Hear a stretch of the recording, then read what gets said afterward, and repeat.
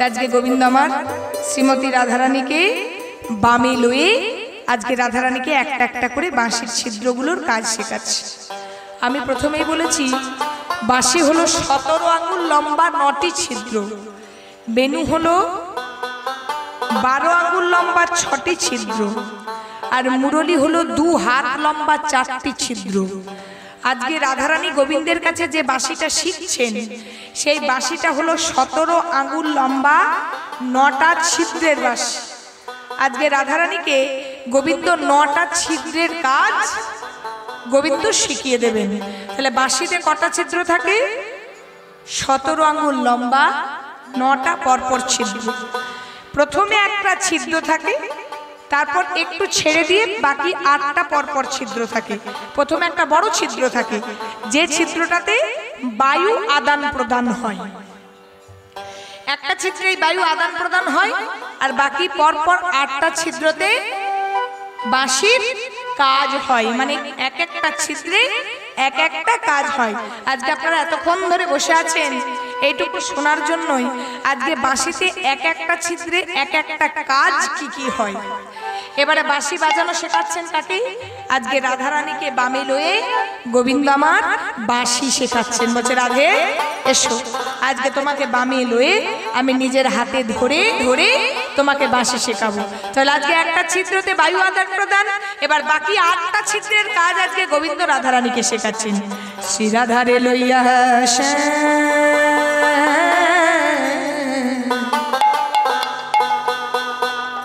মনুষাদে মুরলী শেখা,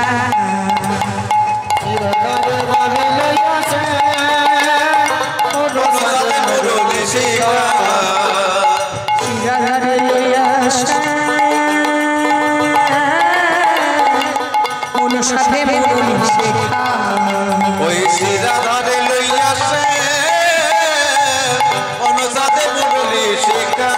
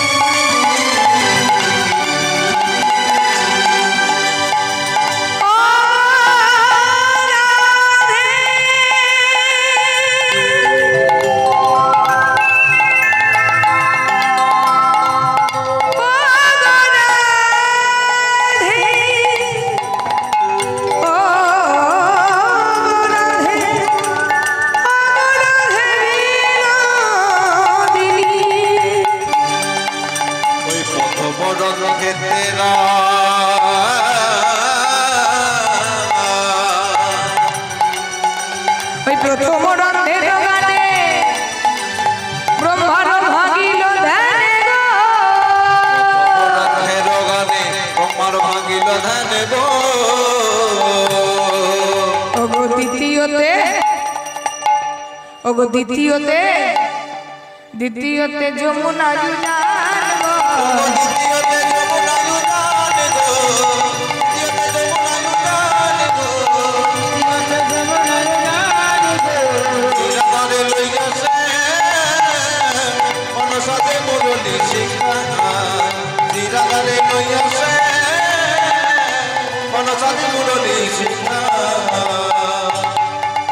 তাহলে প্রথম আর দ্বিতীয়টা শেখালো।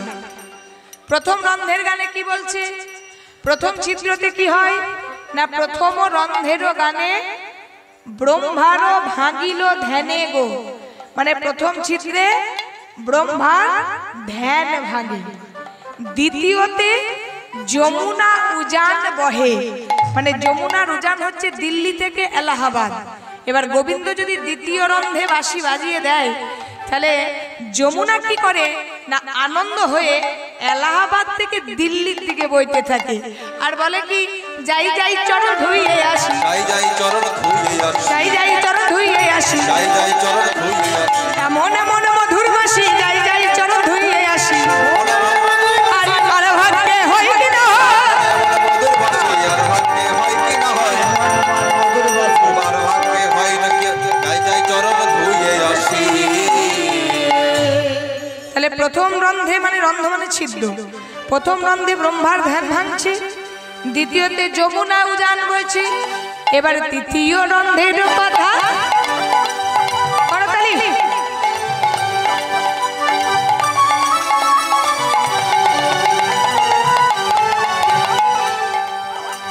তৃতীয় রন্ধের কথা শোনো বৃষভান শ্রোতা গো। তৃতীয় রন্ধের কথা শোনো বৃষভান শ্রোতা গো। পবনের হতগতি হয় গো, পবনের হতগতি হয় গো, পবনের হতগতি হয় গো, পবনের হতগতি হয় গো। শ্রীরামারে লইয়া সে মনসাতে মুরলি শিখা। শ্রীরামারে লইয়া সে মনসাতে মুরলি শিখা। তৃতীয় রন্ধ্র মানে 3 নম্বর ছিদ্র। তৃতীয় রন্ধ্রে কি হয়? পবনের হতগতি হয়। পবন মানে বাতাস। আমফান ঝড় এদিকে এসেছিল?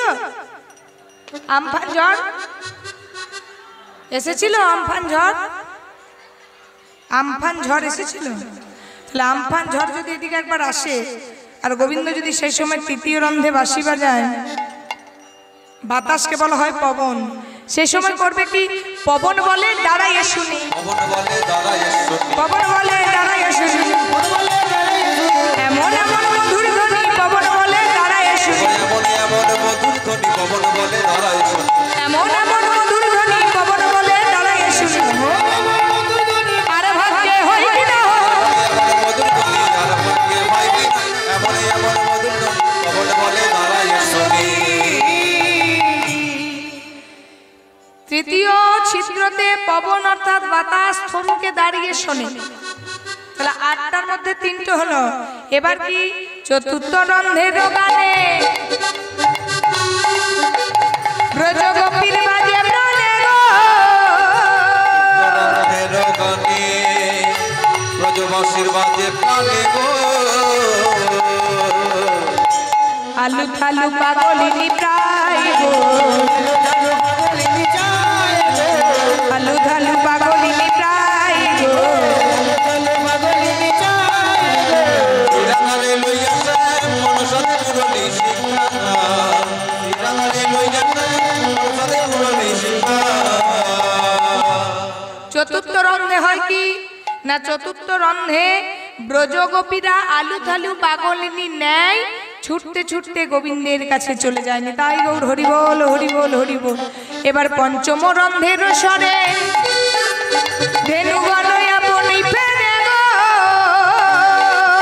ওই পঞ্চম রন্ধের স্বরে ওই ধেনুগণে আপনি ফেরে গো।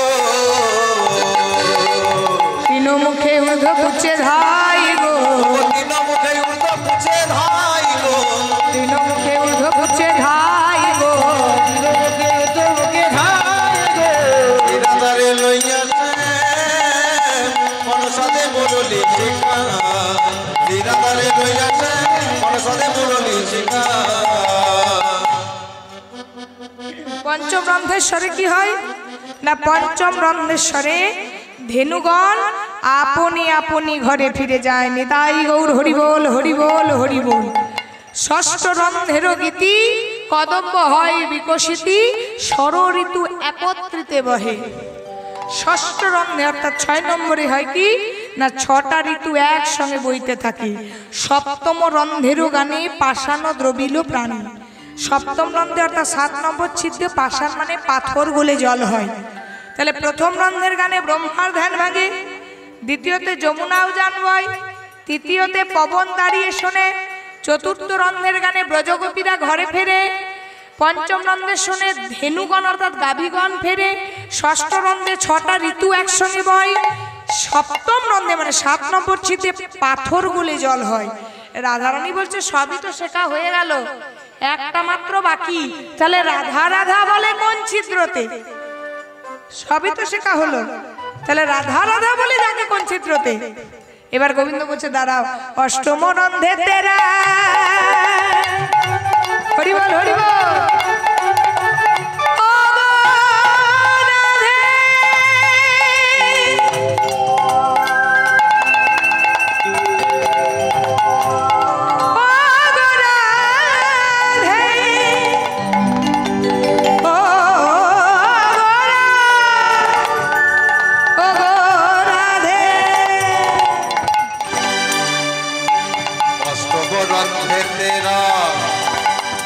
আমি তোমার গান গাই গো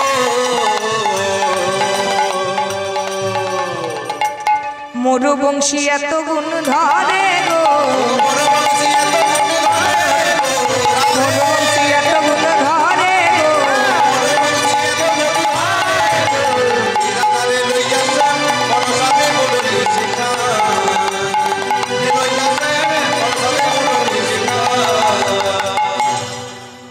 তাহলে আটটি ছিদ্রের কাজ বলে দিল। প্রথম ছিদ্রতে বায়ু আদান প্রদান হয়, তাহলে 9টি ছিদ্রের কাজ হলো। এবার শেষে যে পদাবলীটি রচনা করলেন তিনি হচ্ছেন বংশীবদন পদকর্তা।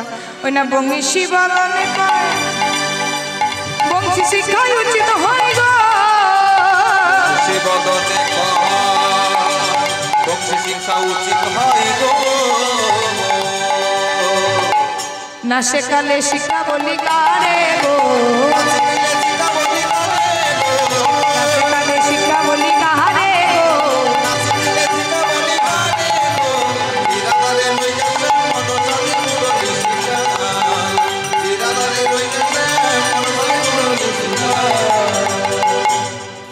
তাহলে আজকে এতক্ষণ শুনলেন রাধারানীকে বামে লয়ে গোবিন্দ আমার বাঁশি শেখালেন। যে বাঁশি আজকে শিখলেন, যে বাঁশি আপনারা আজকে শিখলেন, যে বাঁশি আমার স্বয়ং রাধারানী গোবিন্দের কাছে শিখলেন, সেই বাঁশি আগের জন্মে কে ছিল?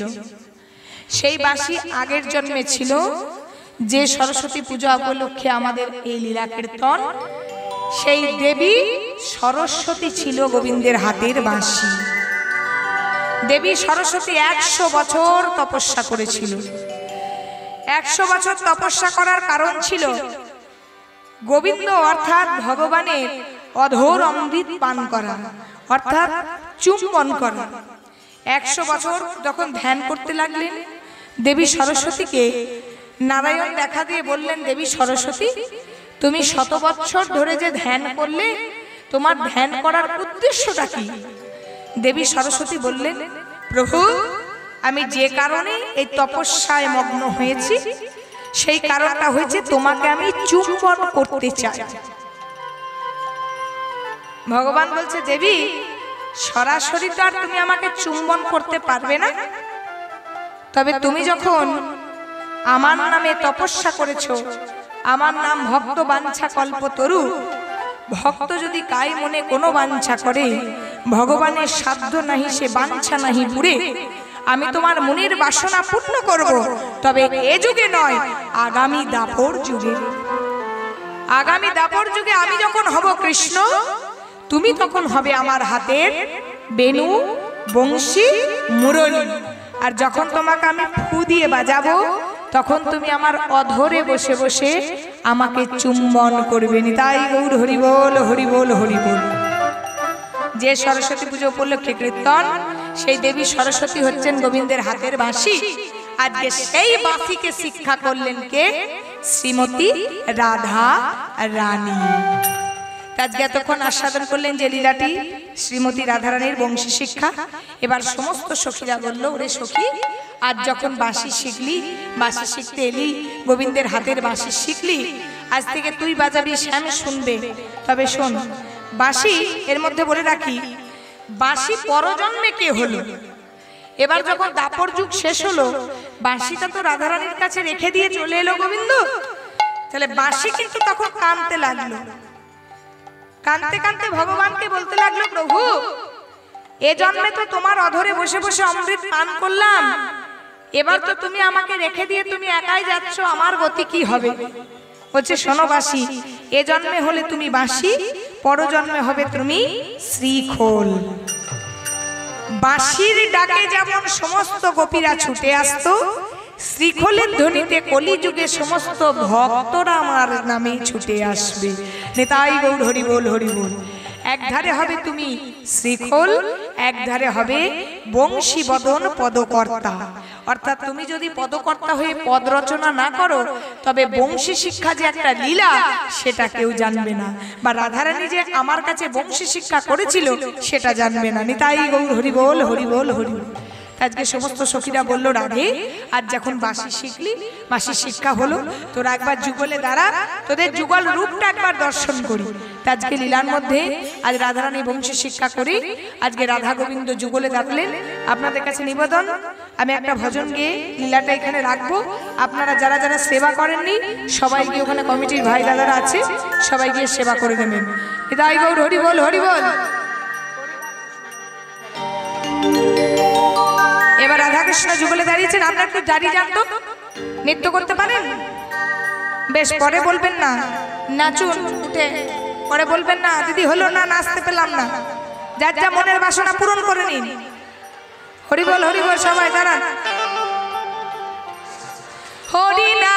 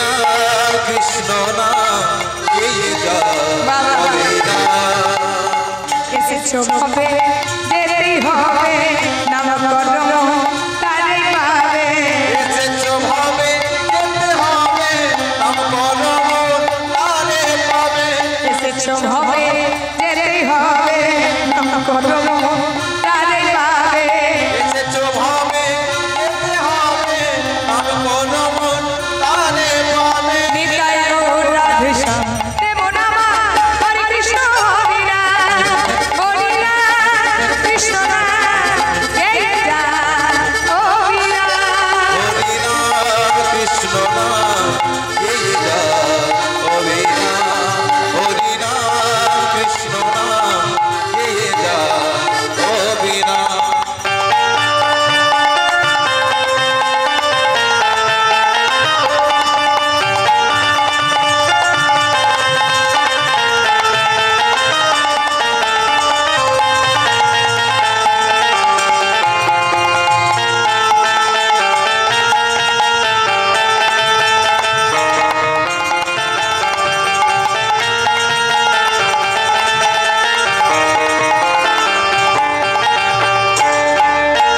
হরি নাম সূর্য সমময় ভবি অন্ধকার যেথা কৃষ্ণ সীতায় মায়ার অধিকার, হরি নাম কৃষ্ণ সমবায়ার শ্বেতা অন্ধকার যেটা কৃষ্ণ সীতা নয় মায়ার অধিকার, হরি নাম সূর্য সমময় ভবি অন্ধকার যেথা কৃষ্ণ সীতায় মায়ার অধিকার, হরি নাম কৃষ্ণ সমবায়ার অন্ধকার যেটা কৃষ্ণ সীতা নয় মায়ার অধিকার। এই সবই তোমার জন্য, এই সবই মন তোমার জন্য, এই সবই তোমার জন্য, এই সবই মন তোমার জন্য। নিতাই গৌর রাধে শ্যাম দেব নামা হরে কৃষ্ণ হরি রাম, হরি রাম কৃষ্ণ রাম জয় রাম হরি রাম, বাবা কৃষ্ণ